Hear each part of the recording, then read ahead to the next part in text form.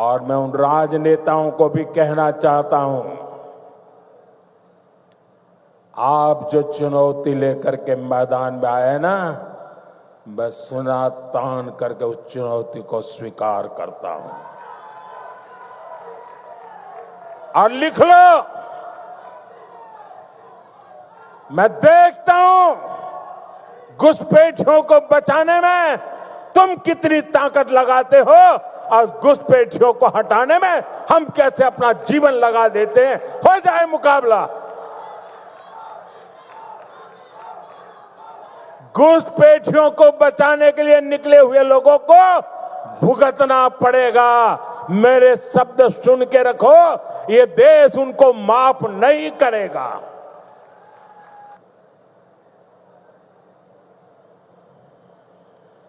यहां असम में तो विशेष तौर पर कैंसर के हॉस्पिटल भी बनाए गए।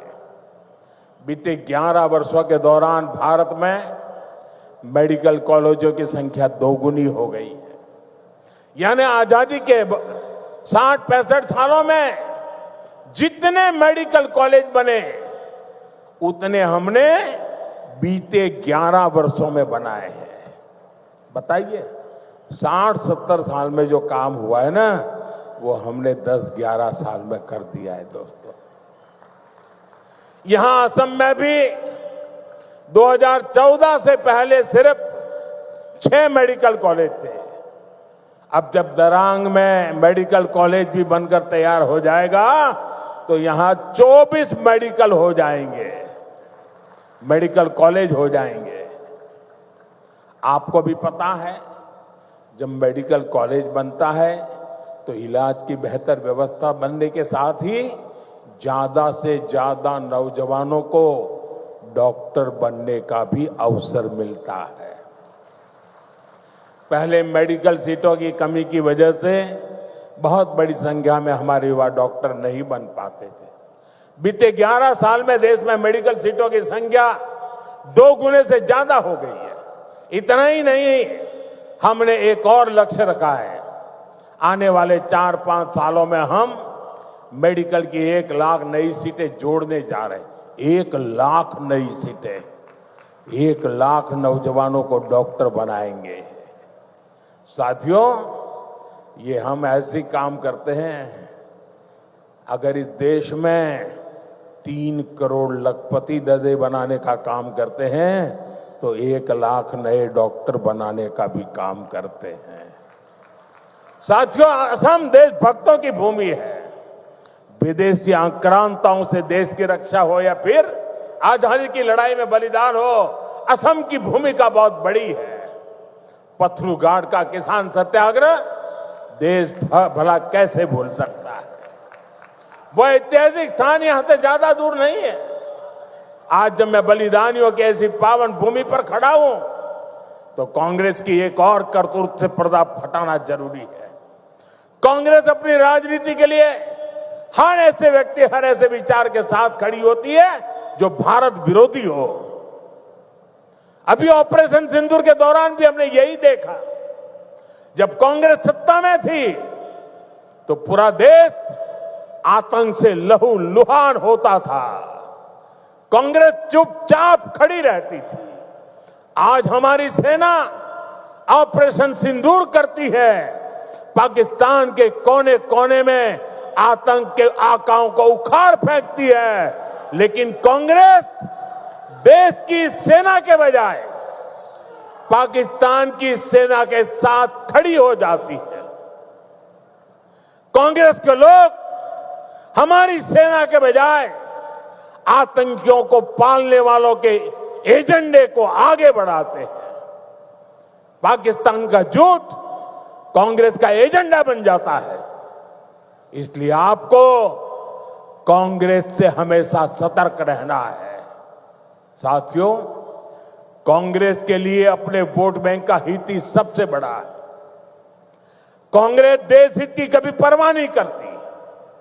आज कांग्रेस देश विरोधियों की, घुसपैठियों की भी बहुत बड़ी रक्षक बन चुकी है। कांग्रेस जब सत्ता में थी तो घुसपैठ को बढ़ावा देती थी।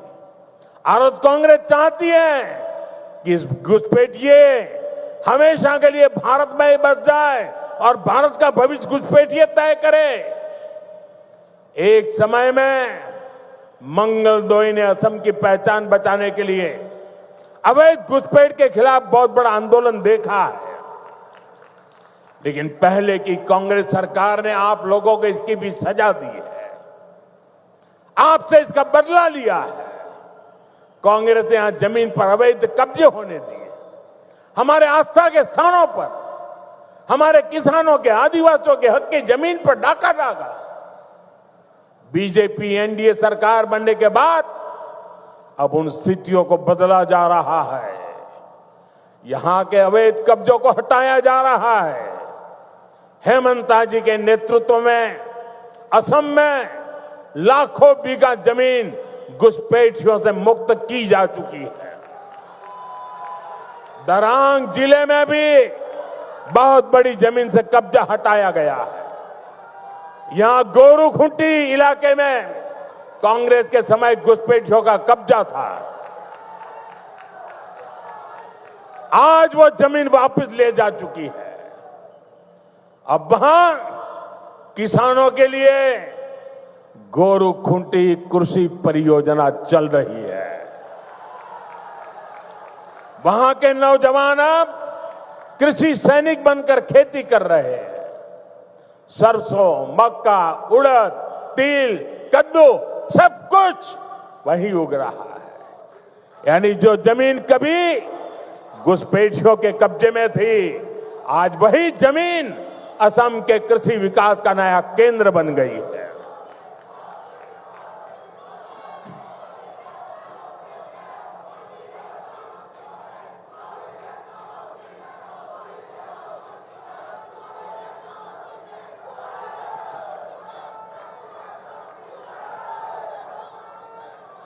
साथियों, भाजपा की सरकार घुसपैठियों को देश के साधनों संसाधनों पर कब्जा नहीं करने देगी। भारत के किसानों, भारत के नौजवानों, हमारे आदिवासियों का हक हम किसी को नहीं छीनने देंगे।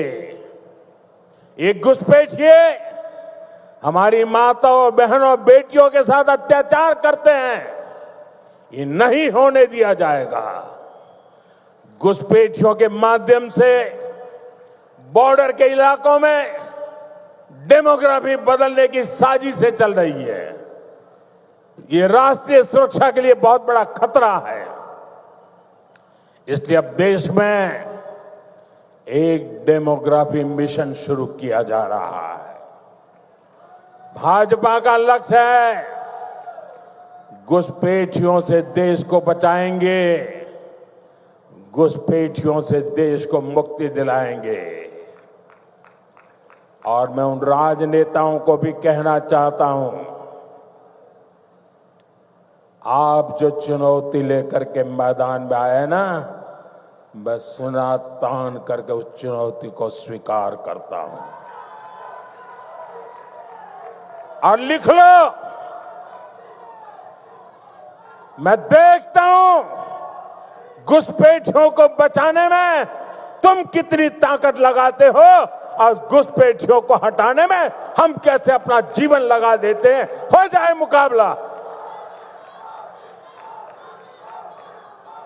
घुसपैठियों को बचाने के लिए निकले हुए लोगों को भुगतना पड़ेगा।